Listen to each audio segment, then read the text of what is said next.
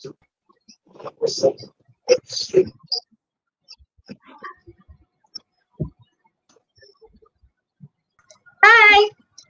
Good evening, everyone, and welcome back to our Balikbahay Talk Series number 3.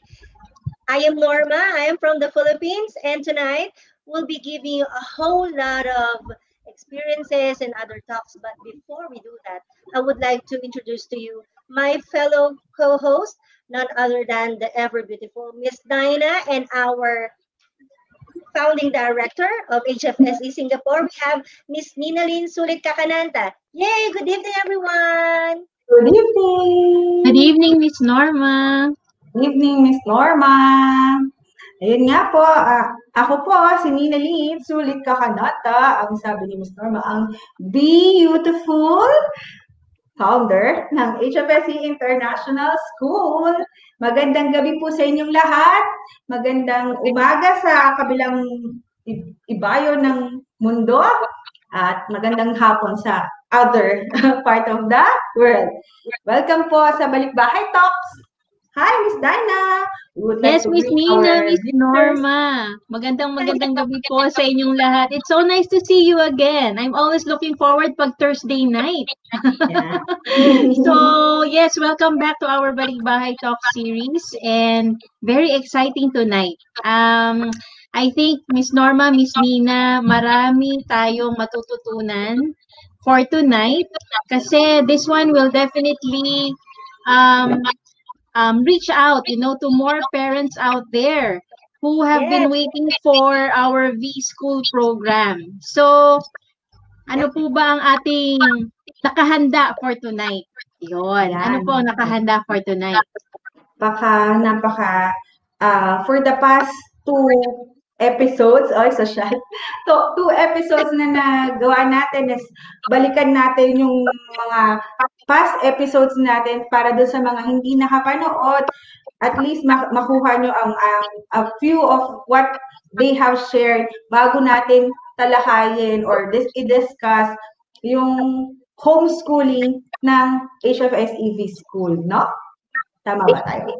So let's all watch together the past 2 episodes of Balikbahay Talks.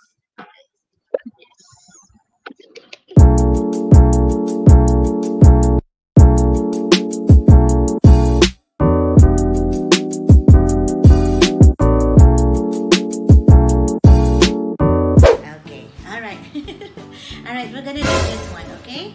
So can you read? Kuya, scary. Can you say properly first? Say properly.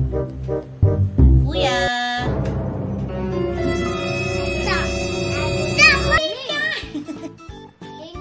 Yeah, bling bling. Yes, that's alright, how about let's take a break first?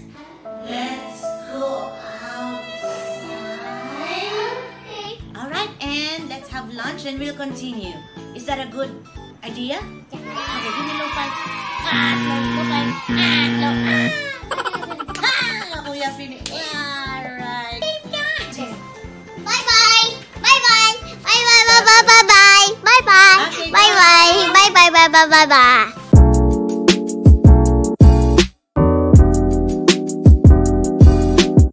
What are the benefits of homeschooling your children? So I come up with 10. But before we go there, let me share with you a small part lang kasi talaga siya, of the book that I've read, okay? And actually, the only book that I finished in is ito, Train Up a Child and Be Glad You Did. So ever since I started doing parental talk, so hindi ito nawawala tong book na to. Ito, cute, diba? So by Harold J. Salas. So this is actually a wedding gift from Ninang Mar and Ninong Rafi. Hello, Ninang Mar and Ninong Rafi. Special mention kayo. It says here, the parent is the most important teacher a child will ever have. Diba? This part of the book and this actually entire book gives me the boost to come up with the right decision, to come up with the idea of homeschooling. Because it simply says that I can do it because I'm naturally, I'm originally the teacher of my kids because I'm their parent. So ever since they were born, I'm the one teaching them. I could say na, I can can do it. And another thing, maybe siguro we can consider like master in yan. Master in parenting siguro. Kahit papano, I can call that way. Kasi I consider myself as a trained parent. How? Paano yun? Did I attend any parental courses? Parang hindi naman, di ba? Wala naman tayong ganon. Unless attend tayo ng mga parental talk, di ba? On how to handle your kids. But then, I can consider myself as a trained parent because before I even have my own kids, I'm already dealing with, children, especially those with special needs. So I was trained in managing their behaviors. I was trained in coming up with a modified curriculum or yung tinatawag natin individualized educational program na suitable, very unique for each kids, diba? Then we also were trained in social skill development, going on mini trips, and so many things. So when I have my kids, I know what to do. May time na mahirap, pero at least I was trained. Ayun, so let's begin!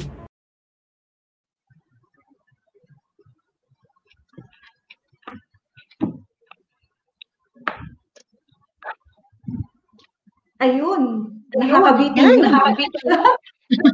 Pero napapanood niyo po yung full episode ng Balikbahay Talk pilot episode, di ba? Pilot episode sa ating HFS EV School Facebook page at sa HFSC International YouTube channel. Yun. So, di ba? Napaka-exciting nung first episode natin na yun, di ba, Miss Dinah? Parang naging balik tanaw dun sa first talk lang po. Nakalimutan yata yung pangalawa, which is si Miss Laya. Oo, sige. Mamaya po, pero gusto ko lang matanong si Miss Norma. Miss Norma, ano nga ba yung insight mo nung first talk? Ayan. So, naalala ko nung pilot episode natin, tayong tatlo, ako talaga, talagang dinamay ko kayo. Kabado ako. Kasi that was our first time and I felt like noon time na yun na, naku, baka may masabi akong hindi maganda or kung yung pag hindi maganda. Di ba iba kasi pag live? Pero yes, iba talaga pag live. Ang galing ng unang talk series. It was a complete package. Magaling yung speaker, magaganda tayo. Charot. Of course. Beautiful.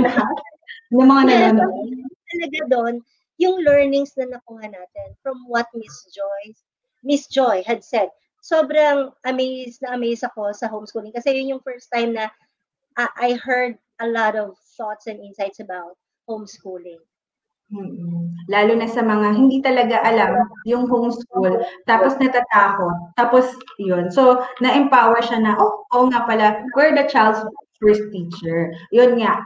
So, yun yung masaya at nakakakaba na first episode, pilot episode. At kaya nga nang sinabi ni Miss Dinah, nasundan po yun. Thank you, Lord. May Balikbahay Talk Series episode po na tayo. Bibigyan natin let's go back to that. Now. Balik tanaw. Balik tanaw sa Balikbahay.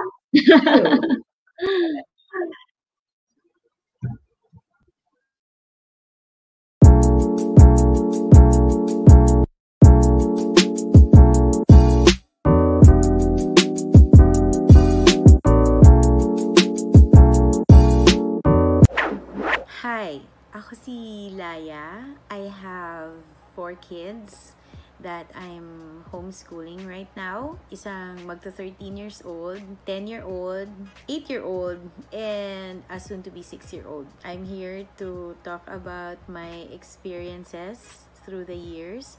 We've been homeschooling for 6 years already. 3 years with a provider, and these last 3 years, nag-independent unschoolers na kami. So, parang off-road. Scarier. But, okay naman. Buhay pa kami. Okay, so, challenges.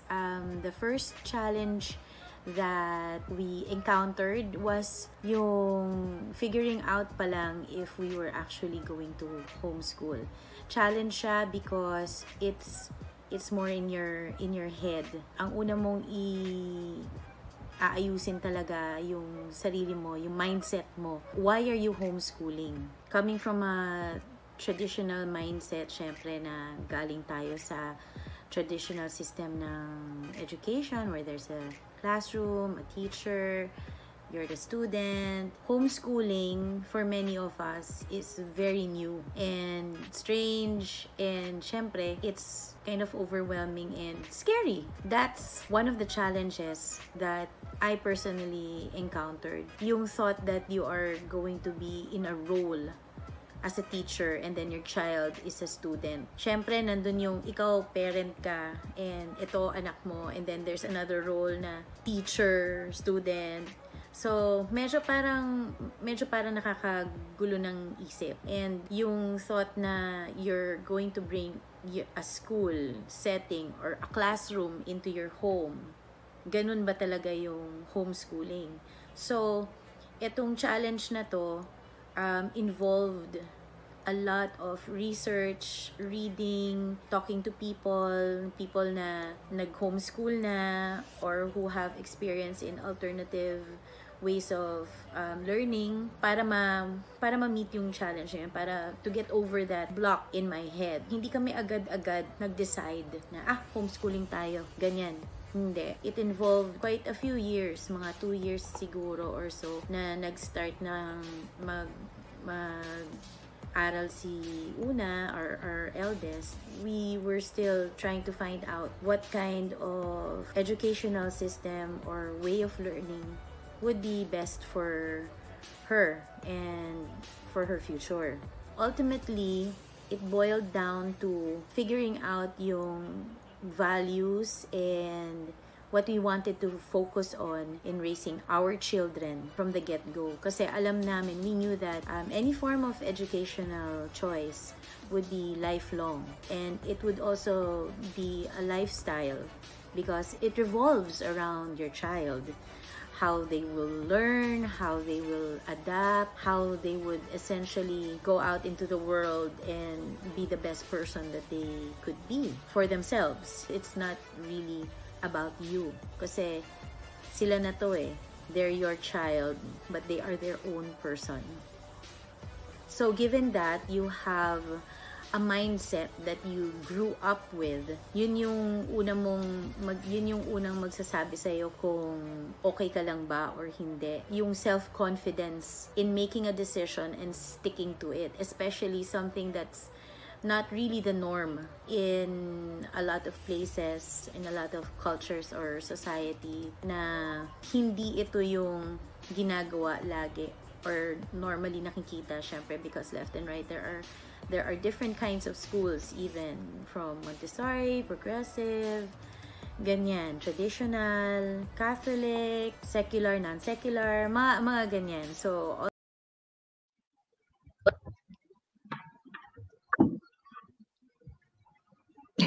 Nabitin ba ulit kayo? Nakakabitin, Miss Nina. Oo, nakakabitin po sa lahat ng viewers. So, ulit-ulit. Yan. So, pwede niyo po siyang balikan, tanaw, balikbahay, sa Balikbahay Talks on HFSE School Facebook page. Sa videos po yan, nakikita nyo. At saka sa HFSE International YouTube channel. O, diba? So, yan. Yes, Ate Miss Norma. And yan, I believe yung pinakita kanina, talaga nabitin ako kasi iniintay ko yung mga talagang favorite parts ko dun sa challenges na yun. But the same, Bisaya na, alam ko, ikaw talaga yung nakatutok last week tungkol doon. So, ano na yun? kasi nga, di ba sabi ko po, Miss Norma, Miss Nina, while I was talking, or I was listening to Miss Lian, no, sa sharing niya, sabi ko, hindi lang siya talaga pang homeschooling eh, pang more of motherhood, parenting, struggles din siya eh. So, I was so enlightened that, I'm not alone pala as a mom when it comes to the struggles in terms of looking after the children. Pero ang nagustuhan ko dun sa talk ni Miss Laya, it was connected dun sa talk ni Miss Joy. Kasi remember, Miss Joy has mentioned that parents are the first best educator of the children. Then Miss Laya also reiterated that point dun sa sharing niya, na syempre, while we homeschool the children, andyan yung on the spot, makikita mo kaagad yung anak mo and you can already do the correction and you can try to teach them, the right values that they need to know while they are at home. So, I was parang tinatry kong i-consolidate yung dalawang talk. Sobrang connected siya. And aside from us showing yung benefits ng homeschooling, we also presented yung reality na, hindi yan bed of roses ha. Hindi yan parang, okay, I homeschool my children, they will be very good. No. So, it was a reality that we have shared. And ako po personally, I was so touched by Miss Laya's advice that we should be patient with ourselves. We should be forgiving as a mother, lalo na kasi nga pag nawawalan tayo ng pasensya, di po ba? And ang talagang tumatak sa puso ko, kailangan tayo talaga yung maging main gardener ng mga bata so that we can bring out the best version of themselves. So yun po yung talagang hindi ko makalimutan. Kasi na-mention mo kanina yung pumili na ba agad na mag-homeschool yung family ni Miss Laya? No, naalala ko, sabi niya, 2 years pa. So it has something to do with mindsetting that we have to, for all those who are listening right now and watching Balikbahay Talk series, we have to understand patience din sa sarili and of course, mindsetting. Hindi ina-snap na decision tayo na, i-homeschool ko yan. Ganyan. Maganda din talaga na napapag-usapan through family collaboration between the husband and then the wife, and you talk it over, and then you discern on it, not just decide, but think of it and then discern on it. And I believe yun yung naging parang ingredient ni Miss Laya kung paano sila nag-grow in faith dun sa kanilang buhay homeschooling parents. Yan, Miss Nina. Yes po. Yan talaga. Parang sabi ko nga, every family has its story. Di ba magandang quote? But the best story is mine. Parang ganda. So every family has its own, every homeschool journey has its own story. Yung kung si Miss Laya, 2 years nilang nag-isipan. Ako, ilang buwan lang. Kasi wala kaming choice, di ba? Parang, ano gagawin ko? Wala akong school para sa anak ko. Ayoko umuwi siya. Ayoko balik kami. Parang, ang mundo ko. Ganyan. So, somehow, we have our own story. And yun, nakakatuwa na there are people na who has thought well bago pa sila mag-dive in. And they've been homeschooling for 6 years na. So, ganun yung impact. And nakita naman natin, testify sa mga Facebook post ni Miss Laya kasi online friend ko siya. Never pa kami ulit nagkita. Her children are really marami akong mga homeschool mom na how do they raise the kids kasi bonding is very, very sobrang lalo kasi nga sa patience mo. So, mahaba yung patience mo. So, mas mahaba yung patience mo, mas maraming happy stories. Yan, di ba? Kaya naman, yung kwento mo kanina tungkol sa pag-homeschooling, alam ko malaki yung experience mo kasi sobrang tagal na tayong magkakilala and alam ko isa ka sa number 1 living legend ko. Alam ko yung struggles na yan. Ako naman, Miss Norma, Miss Nina, I'm always proud to be sharing the happy story behind HFSC International School. We all know naman how it started, diba? It all started with a challenge and then Miss Nina took the courage to solve that problem and to help not only her own family but yung mga iba pang fellow parents who are in the same boat. Kaya nga, saludo ko kay Miss Nina Nung una ko pong nakilala si Miss Nina back in 2016, naalala niyo yun, Miss Nina, sa First Center? Oo, nandito tayo actually sa First Center natin. Exactly. Yung sa Upper Thompson Center, ano pa po yan homeschool center pa lang po nung time na yon bago makuha yung license as international school in 2018. O di ba, kabisado ko history. Yeah, very good. Approve ka 100% sa quiz. Yeah. Oo, ang tawag dito sa Singapore, it's called a shop house. So we started in a shop house. Ang aming homeschooling journey, we started in a shop house. So isang bahay lang din. So yun. Pero ano na nga ba ang challenges ngayon ng online learning?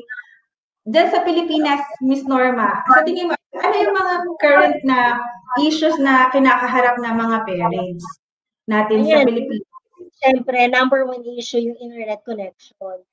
Alam Mm. naman natin na ang Pilipinas ay isa sa bansa na may pinakamaraming user ng internet. Pero just the same, yung provision para sa strong internet connectivity, isa yun sa issue. And apparently, yung issue na not everyone can really afford to have the connection. Kasi, syempre nga naman, Filipinos, we are Filipinos, alam natin yan na kapag meron tayong kinikita sa araw-araw or sa trabaho natin, we might as well gamitin na lang ito, di ba, sa pang-araw-araw ng mga pangailangan ng family. But just the same, mahuhusay yung mga alam nyo yan, produktong Pinas kayo. Produktong Pinas tayo. Napakahuhusay at very resilient ang mga Pilipino. Ipaglalaban, what do you call that? Gagawa ng paraan para ang mga bata ay magkaroon ng edukasyon. Sabi nga nila, ang mga Pinoy, kahit anong mangyari, papasok ang bata. Yan ang pinaka magandang quality ng mga Pinoy. So dito struggle internet connection, yung mga panggastos, the same kasi katulad ngayon, MPC pa kami ngayon. So dito sa NCR and Laguna ganun din. So these are the similar things na we experience here. And of course, unlike dyan sa Singapore, I know very advanced tayo dyan. And in terms of education din, may edge talaga sa Singapore. Dito, we are really trying our best to give quality education to students. But, it's actually parang homeschooling eh. Parang it's parents' responsibility dito, responsibility na ngayon, hindi lang ng mga guro, o hindi na rin ng mga magulang. Now that we have education in a larger picture, nasa loob ka ng bahay. That's why. Yun ang Yeah, that's a very good point, Miss Norma. I like the way you discuss that point. Kasi po, when it comes to, I think this pandemic that we have now, ang nakita ko is yung educational system really has drastically changed. And it opened more opportunities for the parents to be grounded. Na, uy, teka lang hindi lang school or teachers ang may responsibility to teach my children. Parang talagang nagkaroon ng big involvement ngayon ang parents. Ako po personally, during the circuit breaker in Singapore, talagang laki po ng adjustment.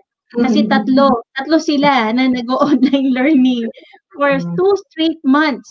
Sobrang laking adjustment kasi walang teacher na talagang tumututok sa kanila. Then I realized, mahirap palang maging teacher kasi I really have to make sure that they understand the different concepts and that I follow through. And so I think this really is opening a lot of opportunities for parents to explore a lot of options right now. Kumbaga, lumawak ang mundo ng education, and this is the best I think way, that HFSC International School now trying to offer this alternative, which is the V School. So I think this is really a blessing. I would say a blessing in disguise. And kaya po sobrang nakaka-excite po pakinggan yung ating next speaker. Kasi even before the pandemic, she took responsibility. She took full accountability, di po ba, to homeschool her child. Kaya excited ako, Miss Nina. Alam ko po, mas kilala niyo po yung ating next speaker. Oo. Kilala ko siya. Oo. Siya ang kauna-unahan na nagtiwala sa aming HFSC homeschool program. Mag-explain siya mamaya kung bakit nga ba. Pero yung goal naman kasi talaga ng HFSC is to help. More than it's being a school or a business or an enterprise or a social enterprise, it's really to help families kung ano yung kailangan nila in terms of their set up in terms of their financial capability. So doon po, ito pong magulang na to, lumapit po sa atin, tapos nagtanong siya sa akin, kung pwede bang ganito ang set up, which is first time po yun. So, maraming dishes, maraming mga kung ano-ano, hindi maiiwasang pero she continued, and somehow, I'm so happy na her goal for her son has being successful. Nakapasa po yung anak niya sa EIS, which is the examination for international students ng Singapore government. So it's a pride of HFSC as well. Although, talagang ito pong magulang na to, she is the one who taught her son. So, nagbibigay lang po kami ng materials, kung ano na discuss, books, and then, siya po lahat. So, pupunta siya sa school natin pag may exam. So, sobrang thankful ako dito sa mommy na to kasi nga, she trusted HFSC. And that's how HFSC grows. From people who trust us and continue to trust us. And become friends eventually kasi nagpunta sila sa local school. So, yun. So, without further ado, kaya tingin ko siya yung best na makakasagot dun sa tanong na why choose homeschooling with HFSC? Yeah. Definitely. Yes, I agree with Miss Norma. Wag na nating patagalin pa. Let's roll on the video. Okay. Miss Pam Lian, mag-video na po tayo.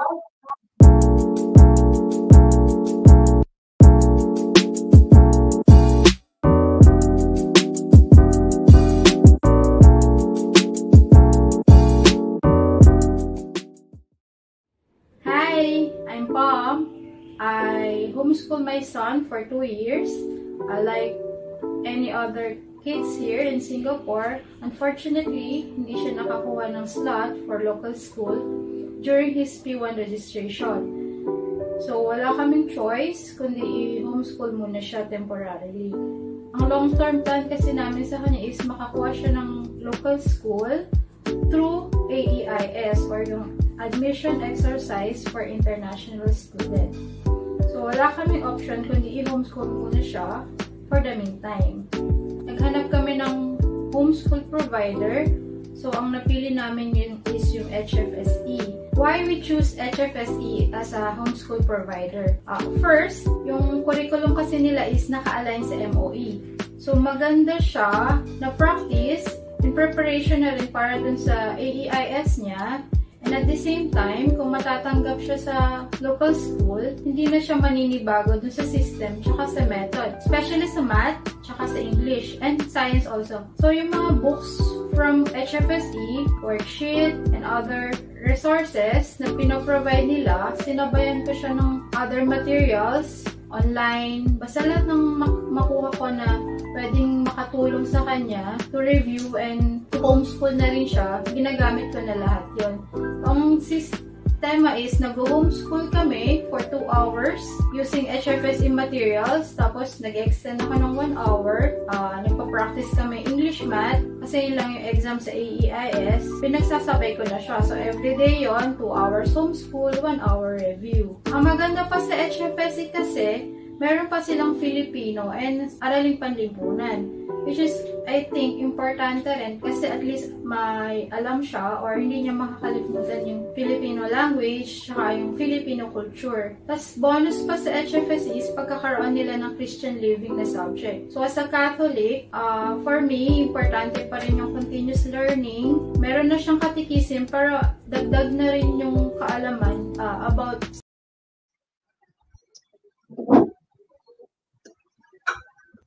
study about God para hindi niya pa rin makalimutan yung mga kailangan as a Catholic. Number 2 reason, kasi I know as a homeschooler, magkakaroon siya ng konting problema socially.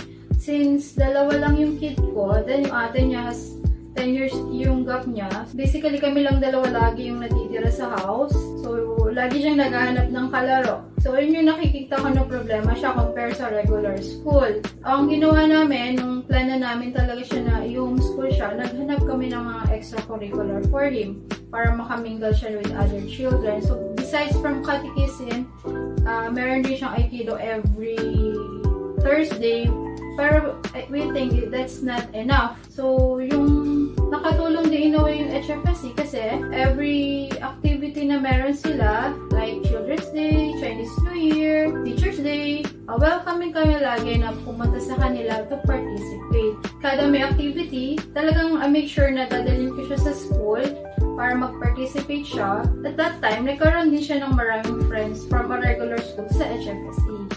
Third reason is, since nga naka-align yung curriculum nila sa MOE, yung way nung pagbibigay nilang exam, yung answering sheet, tsaka yung question, pareho dun sa local school and pareho na rin dun sa AIS. Magandang, which is I think magandang practice. Maganda pa sa HFSE, meron kang option kung saan mo ibibigay yung exam. Pwedeng sa bahay or gusto mo siyang dalhin sa school. So, every term 1, term 2 na exam, dinadala ko siya sa school kasi gusto ko ma-experience niya kung paano mag-exam in a regular classroom para at least ma-experience niya at hindi siya manibago in case matanggap nga siya sa local school.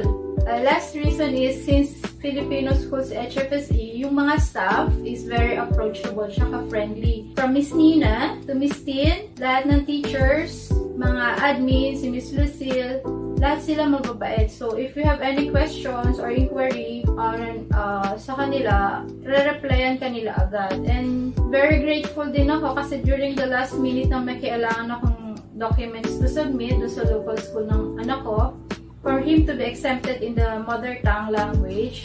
Kahit holiday na, December na yun, nasa Philippines mostly na yung staff nila, ginawan pa rin nila ng way na maibigay nila yung kailangan kong documents kahit wala na halos tao dun sa school.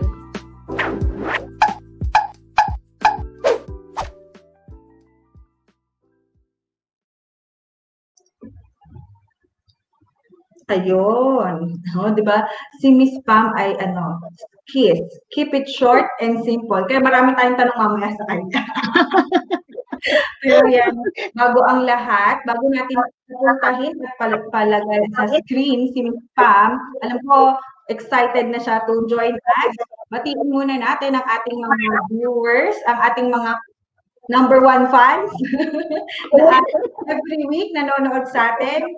Yung mga po nanonood, feel free to share to your groups, Facebook groups, or contacts para po marami po tayong kachikahan. Ayan. So, nauna kong nakita kanina na nag-comment, yung poging-poging si Jan Sulit. Maraming heart yun. Heart. Siya yung una ko nakita talaga na nag-comment. Ayan ang sabi ni Jan. O, di ba? Dahil dyan, Miss Nina, I'll take this opportunity to thank Jan for our introductory photos. Napakahusay mo, Jan. Ayan, napakagaling. Malaking Yes, thank you so much, Jan. Siya po ang gumagawa ng mga nagpapaganda sa amin at nag-edit ng mga vlogs. Thank you, Jan. So, batiin po natin si Mami Isa ulit. Hello, welcome back, Mami Isa. Ang ating first talker. Ayan, Miss Joy. Hello po. Miss Joy. Yes, ever beautiful po siya. Kapatid ko po siya. Kaya beautiful din tayo. Ayan. Ayan, batiin po natin. Miss Darna, kayo naman po ang magbati. Yes, welcome kay Miss Len. Miss Len Mendoza. Yes, of course. Si Miss Len. Magandang Webes na gabi. Webless. Diba, Miss Nina? Webless. Si Miss Mital Flores, magandang gabi po. Meron din tayo, wow. Miss Amina Joan Garcia, representing si Matthew Courier. Yes, from HFSC International School. Good evening po. Syempre, ang aming friend na si Donna. Number 1. Dubai, watching sa pagkakito. Ito po, meron po, mamaya po natin siya ang ating viewer from the United States of America. Woohoo! Yes, from Ang ating, hello, Miss Jopay! Thank Hi, you Miss for watching. Jopay! I hope next time kasama ka na namin. Makikipagbalik-bahay talks. Good morning sa iyo dyan. Good evening din sa atin. Sino pa po ba ang mga ating watcher? Ayan, meron pa po tayo dito. Yan, si Marlon. Yan. Marlon, si Mami Sharu yan, nagpapanggap. Hi, Mami Sharu. Good evening po. Good evening. Ito po, ilalabas ko. Ang isa po nating homeschooling mommy din. Ayan. So, binabati niya ang ating viewer. Ang ating former teacher din, si Miss Jopay. Miss ka na po ni Matt. O, diba? Mami Menchi, miss na din po namin si Matt. Ito na yan. Ayan. So, ayun na po ang ating mga viewers. Thank you for staying with us and watching this Balikbahay Talk. Babalik po kayo next week. Pero before that, wanted to bring in ang ating pinaka-iintay. Yes, na alam ko. Hinihintay pinaka-iintay ng lahat. Ano nga ba yung naitulong ng HFSE dito sa mami na to? Meron nga ba? So without further ado, pasok na po natin si Miss Mami Pam. Ayan, si Mami Teacher Pam. Okay, welcome. Ayan. Hello po. Hi, Miss Pam. Miss Dina. Good evening. Ayan. Mami Pam. Hello po. Kamusta po? Kamusta po kayo? Buhay pa po. Buhay pa. So, maganda yung sagot ni Mami Pam. Survive. Survive sa lahat ng nangyayari sa buhay. Always fighting. Always fighting. Ganyan po talaga ang mga momshies, mga mommies ng HFSE. Yes po? Apo. Nag-a-adapt sa mga pangyayari sa lahat. Yes. At nananatiling matapang. Yan ang mahusay yes, natin. Po. Miss Pam. At talagang Miss Norma. sumasabak na ako, Miss Diana. Diretso na agad si Miss Norma. Miss Pam, ready ka na po. Sige pa. Pero kanina narinig ko sa iyo, you were thanking the teachers and the administrators. I believe ang nakita ko kay Miss Pam kanina sa talk niya is that she has a full collaboration with HFSE. Yung immerse na immerse na dun sa whole system, that you are very familiar with the teachers, with how you're going to help your kid, and with the partnership. Yun yung nakita ko na best thing na reflection and insight from Miss Pam. There is this called partnership and familyhood. So, I believe kanina habang nagsasalita ka, syempre, ang mahiwaga kong notebook ay nandito na naman. Nakita ko kanina, Miss Pam, and I would, in behalf of HFSE, I would like to thank you. Syempre, sa pagiging very patient mo with the system, sa pagiging very welcoming mo as a parent, no? You know, homeschooling, HFSE, these are two things that we have to have huge collaboration para sa strong relationship. Napakahusay niyang ganyang mga mami. Kasi the more na we think of how to improve our kids, the more na na-strengthen natin sila. And regardless of the challenges that we experience along the way, laging smooth yung relationship. Maganda yan. Palakpak ako dyan. May nakuha na naman ako ngayong gabi. Miss Norma, talagang bawat speaker natin marami tayong natututunan. Ano po? Yes. Miss Mina, Miss Norma. So Miss Pam, ako po, curious lang po ako, no? Maraming school sa Singapore. Madami pagpipilian. Ang tanong ko po, bakit niyo po napili ang HFSC homeschool program? Siguro po just give us yung pinaka-paborito ninyo na dahilan. Bakit si HFSC ang pinili po ninyo? Honestly, and then, kasi nung time na yon, I think alam din ni Miss Nina yung feeling na na-reject yung anak mo, di ba? Yung registration, parang Pinagdamutan ko ba ng Heartbroken. anak mo ng chance na local school dito. So, ang naging first, kaya ka napili ang HFSC is through Miss Nina rin. Kasi directly, pumunta ako kay Miss Nina. Na-feel ko yung sincerity ng HFSC na talagang, apo, Miss Nina. Kasi natatandaan niya ako yung tumawag. Busy kayo nun, pero meron kayong, binigyan niyo ako ng time para mag-inquire about kung pwede mag-homeschool, kung pwede pumunta mismo sa school, yung mga kailangan pa. So, yun yung pinaka unang reason din kung bakit HFSE yung pinili kong home provider na homeschool ng anak ko. So, makikita ko talaga na, yes, very Hindi mismo founder nila. heartfelt yung sagot ni Miss Pam. Kasi yung makita niyo yung sincerity, yung makita niyo yung sincerity, very important po yan as a parent eh. Yung bang makikita mo na kapag ito yung kinuha mong school, ay parang kampante ka na talaga my child will be in a safe environment and tama yung programa na ituturo doon sa bata. And saludo ako sa iyo, Miss Nina. Ang galing. Thank you, Lord. Thank you, Lord, for bringing me here. Sabi nga ni Miss Norma, ang Ate Norma actually po yan, hindi, ako po ay nag-evolve from being the Nina version 1 when she met me 20 years ago, yung age wag na natin sasabihin, to what I am now. So parang homeschooling brought me, sabi nga ni Miss Laya, you need patience. So na-train na ako ng anak ko mag-join in sa HFS. Medyo may ganun pa rin, pero magaling na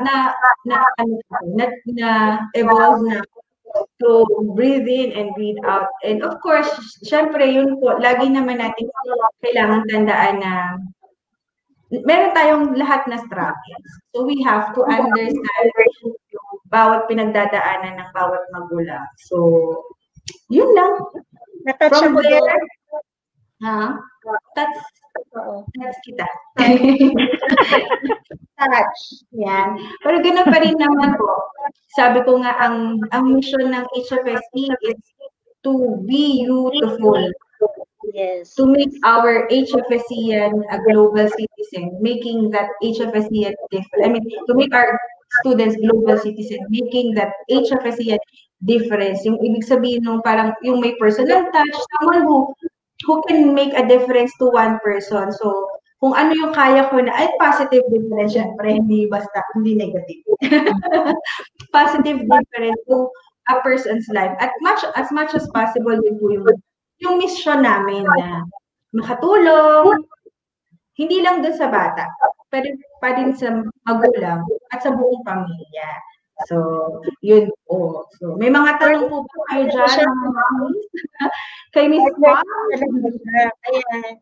Kaya, ang nakita ko talaga doon, Miss Pam, sa experience mo, hindi lang basta gusto mong ipasok yung anak mo sa isang sistema kung saan sila ay matututo ng academics, but basically, ipinasok mo yung anak mo and just the same, yung buong family natuto with life. Yun yung meron eh. And to admit it, ang HFSE, hindi lang naman talaga siya para dun sa paaralin mo, makagraduate ka, makakuha ng score because grades are just numbers. Basically, what I can see from your experience ay yung puso that we have to provide with our kids. Nakita ko doon yung tanong kanina na why you choose HFSE. Hindi na ako magtatanong sa iyo tungkol doon kasi nakita ko talaga by heart pa lang you have all the reason para and sa kids mo. May tanong lang ako na isang very tanong pa rin no? Very light lang naman, Miss Pam. Kung halimbawa ba for example, ikaw ay nandyan pa rin sa HFSE. Ano yung isang bagay na gusto mo sa HFSE kaya tinatawag mo itong isang happy family? Doon pa rin ako babaksak sa reason yung mga staff nga nila, very approachable. Tapos, may direct minsan, magme-message ka lang sa teacher, example, kala Miss Chopay, kahit gano'n sila kabisi, hello Miss Chopay, magre-reply sila basta may tanong ka sa kanila. Yun, kasi yung mga staff, may mga naging friend din akong mga mommy through HFSE. So, konti lang. Pero kasi nga, homeschool siya. So, minsan ko lang siya dinadala sa so, hindi ko talaga nakikita yung mga ibang parents. So, yung isang reason, kaya happy family talaga siya. So, yung mga kailangan ko na mga materials, nag-email lang ako. So, tapos, nag-email back agad sila. So, importante kasi yung coordination ng parents. Tama yung sabi ni Miss Norma na yung coordination ng parents tsaka ng mga staff or teachers para dun sa mga kailangan ng bata. Doon ako yung nakatutok sa bata. Napakagandang point, no? Napakagandang point, Miss Norma. Nasagot ka agad ni Miss Pam yung sinabi mong school-parent partnership. Yung kaagad na ano ni Miss Pam yung very good example. Yeah. Pero, Miss Pam, matanong ko lang po, kasi alam na po natin na talagang nandun ang puso, ang mission talaga ng HFSC. And of course, eventually, to rin V-School as an online affiliate ay to make every child succeed, one happy family at a time. Given na po yan, alam na po natin yan. And thank you po for commending the staff. Ako po medyo siyempre. Natuwa ako nung isa na po kayo dyan. Sila Miss Lucille, sila Miss Jopa, yan po mga nakatrabaho ko po yan. Nakatrabaho ko rin po si Miss Lucille until now. Hello Miss Lucille, if you're watching, na-mention po kayo ni Miss Pam. Namiss ko na si Miss Lucille kasi siya lagi kong kausap. Yes. Sobrang ngayon ng ating student affairs officer. Siya ang nag-aasikaso sa lahat ng parents. Miss Pam, matanong ko lang po kayo. Hindi po ba nag-AEIS po yung anak niyo? Opo, nag-exam. Alam ko po napakahirap ng exam na yan dito sa Singapore kasi alam naman natin na ibang educational system dito sa Singapore. Opo. So, even po na nag-homeschool kayo sa HFSC homeschool program, tapos po yung journey ng bata na maghanda para dun sa AEIS exam, ano po ba yung naging coping mechanism po ng anak po ninyo, Miss Pam? And paano rin po kami nakatulong? Aside po dun sa pag-aasikaso namin, ano po ba yung nakita ninyo dun sa curriculum ng HFSE homeschool program na nakatulong dun sa pagpasa ng bata sa AEIS? Ayun na nga, as mentioned po dun sa talk kanina, yung kasing curriculum nila is naka-align na nga sa MOE. So, para hindi na mahirapan yung anak ko, doon nalaman ko lang siya nung umaten ako ng open house. Pero talagang nung nakausap ko si Miss Nina, doon ko na talaga siya ipapasok. So, parang mas natuwa ako kasi nga yung mga books nila, nung nag-talk si Miss Nina, sabi nga niya yung mga books, like, especially sa math, kapareho nung nandito sa Singapore. So, yun yung pinaka-hinahabol ko kasi math kasi alam ko kung gaano kahirap yung math nila since na-experience ko dun sa eldest ko na dito rin nag-aral at nag-graduate. So, hindi ko na siya maturuan sa sobrang hirap, sumusuko ako sa kanya. So, alam ko mahirap talaga. So, maganda yung umpisa pa lang, maganda na yung foundation ng bata. So, yun yung the best dun yung kasi yun yung parang hinanap ko, yung foundation na maging magaling siya sa, hindi naman academic, pero sa lahat, especially nga sa math, kasi pinakamahirap na subject yon at hindi na pinakamahirap sa exam na kukuhanin niya. So, through HFSE curriculum, pati yung mga syllabus nila na binibigay, kasi per term, pino-forward na nila agad So, makikita ko na yung mga naka-itemize na doon na kung ano yung kailangan kong i-discuss or ituro during term 1, tapos term 2. So, nakita ko na kompleto talaga na yung mga kailangan ko nandun na. So, kailangan ko na lang siyang i-organize.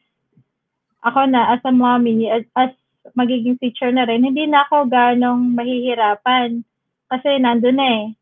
So, ipaplan ko na lang everyday kung ano yung ipapagawa ko sa kanya. Nakalista na lahat eh. Tapos may mga, in between that, may mga binibigay na rin sila mga homework tsaka worksheet. So, definitely, wala na talaga akong problema din sa ano niya, sa homeschool niya. So, nakaplan na. Maraming salamat. Unlike sa independent, na ikaw talaga yung alam ko mahirap yun, so hindi ko na ginawang option yun eh. Kailangan ko niya talaga na may provider, which is sa HFSC nga. Mas pinadali pa dahil naka-align na. Wow. That summarizes talaga yung value proposition ng homeschool program ng HFSE. Aligned with the MOE and it provides a strong foundation to the students. Opo. Especially in English and Math. Kasi yan yung talagang 2 major subjects in AIM. Yung Math. Continuous learning. Continuous learning siya actually sa Apo. Kasi na-mention niya yung mga teachers, tsaka yung mga staff.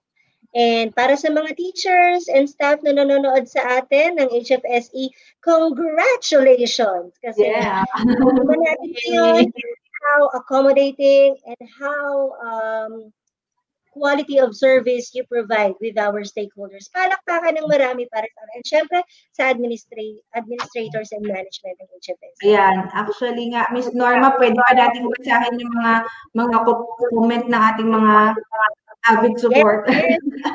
sabi po talaga ni Miss Jo, ang ating former teacher in the US of A. Talaga, sige, Miss Norm, ayan, Miss Dinah, can you read ang ating comment ng ating mga gaganda? Ang dami pong comments na magaganda, nakakataba ng puso. Sabi ni Miss Jopay, panalo talaga ang HFSC sa parent-teacher collaboration. Yeah. Wow, daman namin Miss Jopay from the US. Salamat. Yeah. Actually po, this year we started sa HFSC what we call P4E, ang aming mga partners for excellence. Kasi ang goal po ng HFSE is to create global citizen making that difference. At hindi lang po kami yun, hindi lang school lang. So, kailangan po namin ng full teacher ng mga bata, ang mga parents. Kailangan po namin mag-partner. And yun po, live up namin yung pangalan ng HFSE na Happy Family School of Excellence. So, kailangan po namin ng partner. At ang mga partner po yan ay ang mga parents na katulad ni Mami Pa. So, we are building the community sa HFSE. So, hindi naman po namin kasi kayang i-accommodate lahat. And this community has evolved also during the circuit breaker. So, yung mga emotional support, yan. So, nakakatuwa po yun. Unti-unti po kami yung ating community is bonded at nagsusuportahan. Yung naman talaga yung pinaka-masaya, di ba? Yung bayanihan, live up to our value ng Filipino na magtulungan. Ito po, Miss Dinah pa. Yan, ito si Miss Dinah. Si Miss Apple. Si Miss Apple naman, ang sabi, true, very patient si Miss Nina. One of the reasons why we are with HFSE. Miss Nina, naku! Gulat ako. Parang hindi ko nabasa. Tapos, ito po, isa pa magugulat ako tayo. Ayan, sabi Miss John, natatouch ako while watching the video ni Mami Pam. Oo, nakaka-touch naman. Oo naman. Oh. Ito, si Miss Jopa, ang dami pong comment. Yan, Kasi kasama po siya doon sa staff na sobrang sincere. She's putting her heart to really teach the kids. Kasi it's really, handling one is a big challenge. Handling 20 kids in one classroom. Naranasan ko po yan during the first term ng HFSE. Alam ko po na hanggang managing director po ang aking trabaho at hindi teacher. Kaya saludo ako sa mga teacher na katulad ni Miss Norma who has the patience to handle 20 kids, di ba?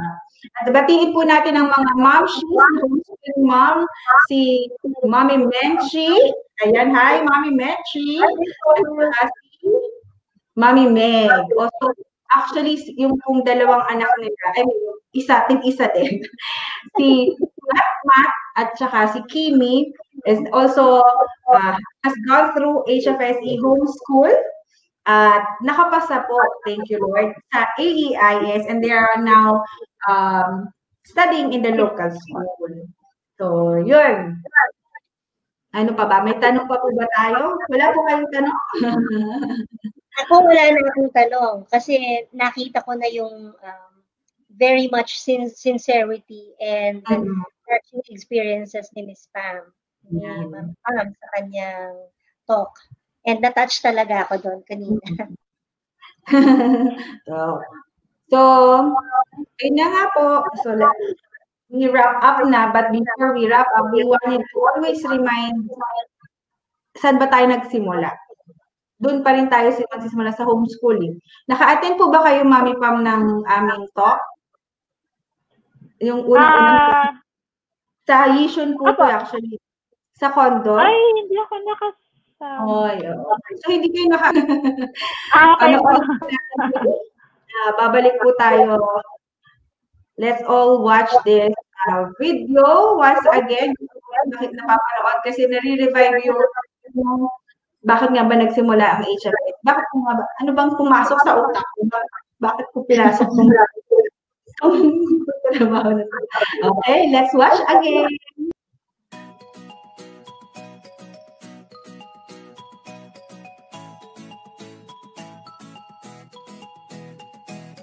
Yung Homeschool Support Center, Grace and I, okay na kami sa homeschooling. Pero alam namin na hindi enough yun eh. Sa amin, gusto talaga namin is you teach your own son, your own child. If you have the opportunity, kung kaya nyo na i-homeschool, yun yung advocate namin. I-homeschool nyo. We don't want you to enroll to us full-time. So, sa homeschooling, we avoid competition, competing only with oneself. Enough para maging masaya when they go out. We will ensure that our children develop both the skills a sound education provides and competencies essential for individual success. So we are actually a support center. Ang tuition center is focused on the grades, right? Happy Family Homeschool of Excellence, focusing on the grades and the life skills related to that grade.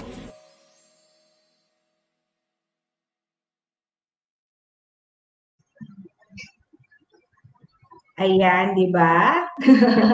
So, before anything else, we wanted to thank you, Ms. Pa. At magbasa po muna kaya tayo from our very successful HBL for circuit breaker. We wanted to show you a few testimonials from them na si Ms. Pam na nag-homeschool up to now, how our team gathered, exerted effort, work together.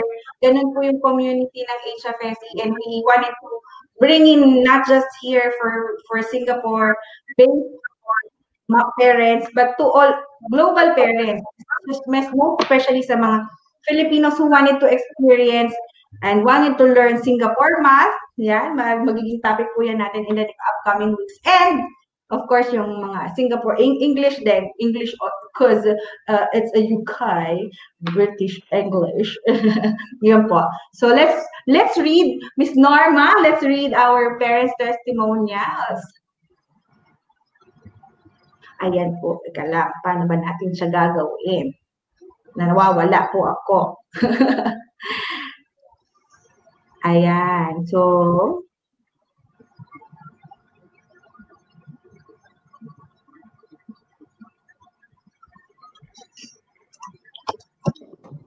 ay, di tayo naririnig. Teka lang po. Miss Norma, hindi tayo naririnig.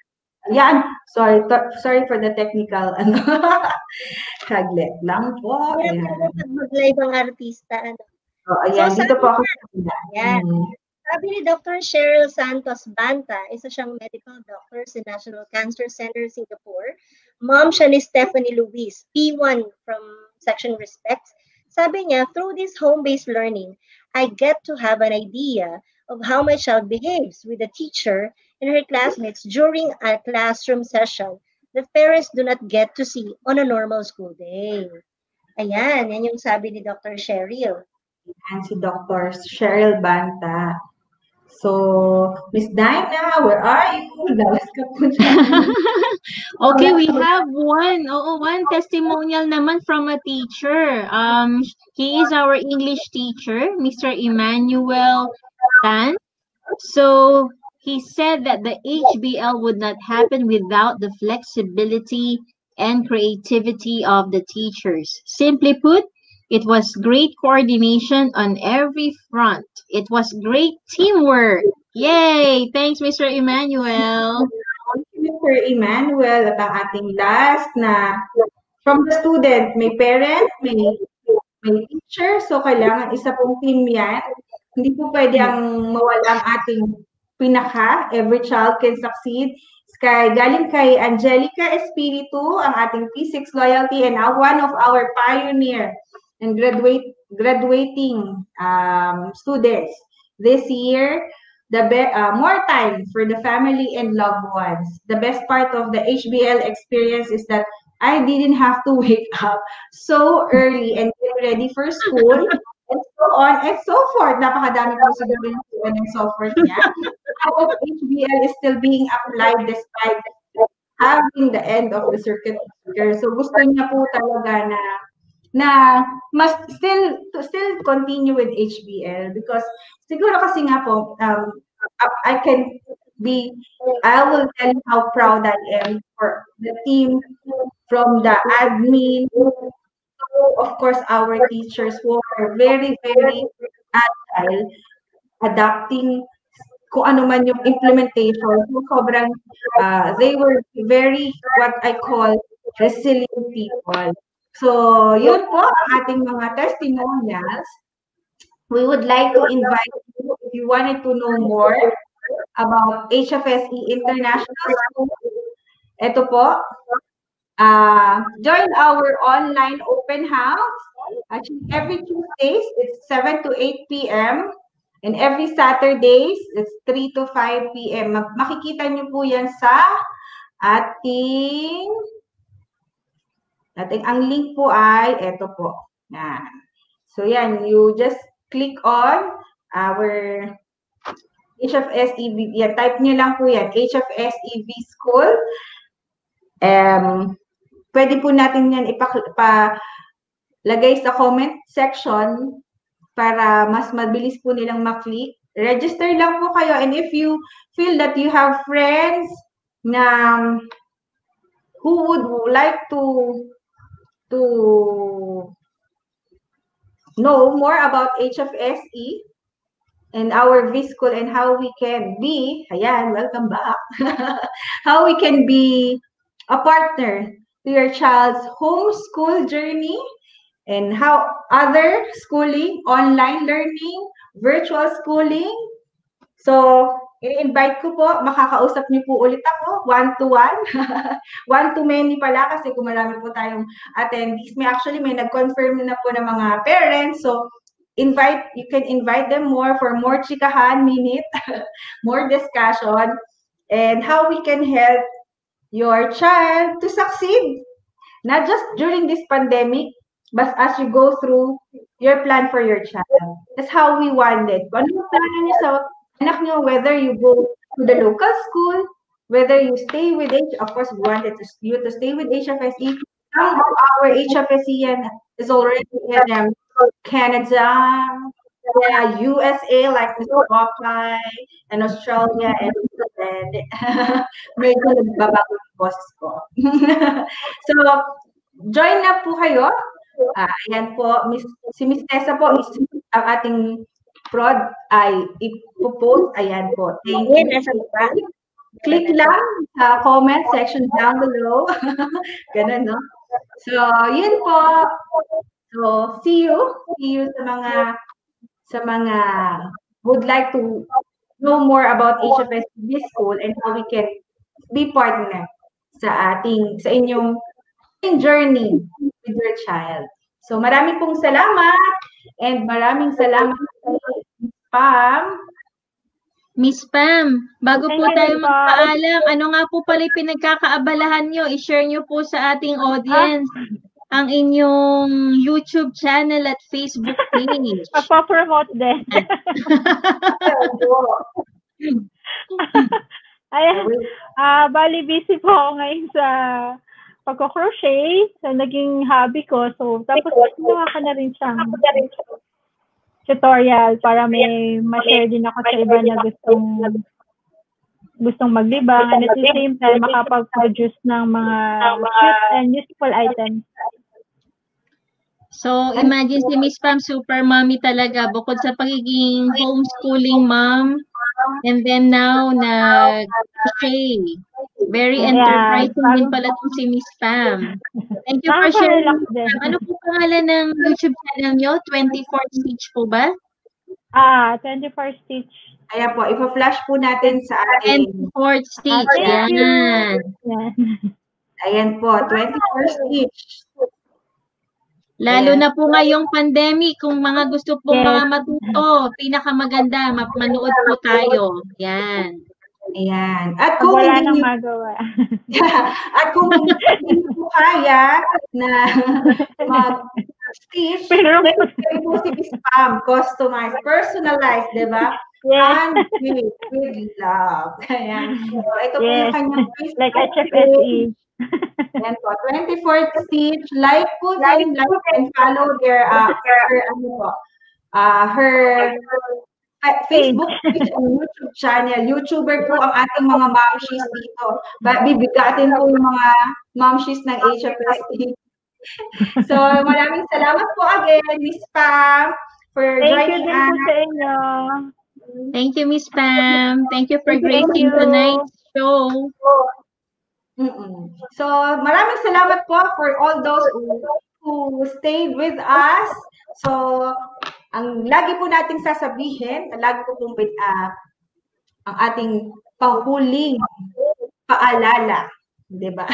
Pahuling paalala, Tagalog na Tagalog. So, for those who's watching in English or those who's not Filipinos, last reminder. Ang ating pong pahuling paalala, ang magandang kinabukasan ng kabataan ay nagsisimula sa tahanan. Kaya, balikbahay! Bye! Bye po sa lahat! Don't forget to watch See you next Thursday at the Universal Language by Miss By Miss Sudu. Yes, thank you, Miss Norma. Dudugo po yung ilong natin kasi English po, kining po si Miss Sudu. Okay. Thank you po. Bye-bye. Thank you, Miss Dice. Thank you, Miss Norma, Miss Nina. See you.